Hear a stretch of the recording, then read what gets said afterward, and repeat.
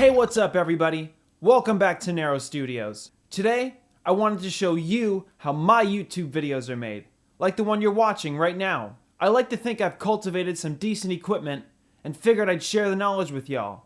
When I decided to take this YouTube channel seriously, I didn't want to cut any corners.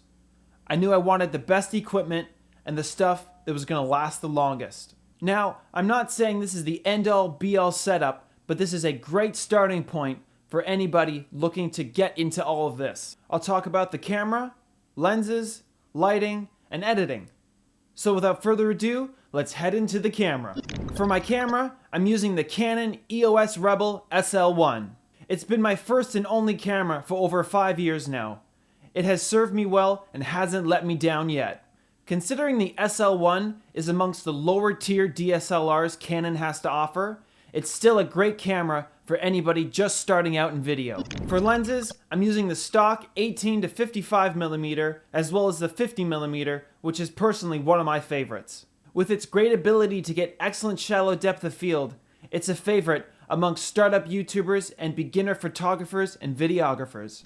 For lighting, I'm using the Aputure Amaran HR672W as well as the Aputure Amaran H198. With these two lights boasting a 95 CRI or color rendering index, daylight only temperatures, and sturdy construction, they're a great investment for anybody just starting out in lighting. If you're having a tough time deciding whether or not to purchase CFL bulbs or LEDs, I strongly recommend LEDs. They don't get as hot, they last a lot longer than CFLs, and unlike the dangerous mercury gas that is contained in CFLs, you won't have to worry about that if you were ever to break an LED. I spent over 6 months researching different types of lighting and eventually landed on a solid brand that is very well respected in the film industry. For editing, my preferred program of choice is Adobe After Effects. Adobe Premiere Pro is also completely accepted and preferred. The only reason I use After Effects is because I'm a lot more comfortable with the program and a little more competent.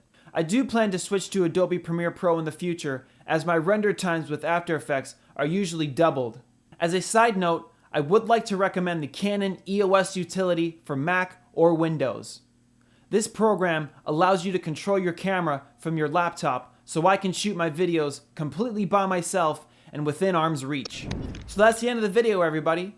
Thank you so much for watching, and I hope you gained some insight into the type of equipment I use and knowledge surrounding cameras, lighting, and editing. Don't forget to like and subscribe for more content and ring that notification bell so you know when we post new videos, which is every Monday and Thursday night at 7 p.m. Eastern Standard Time.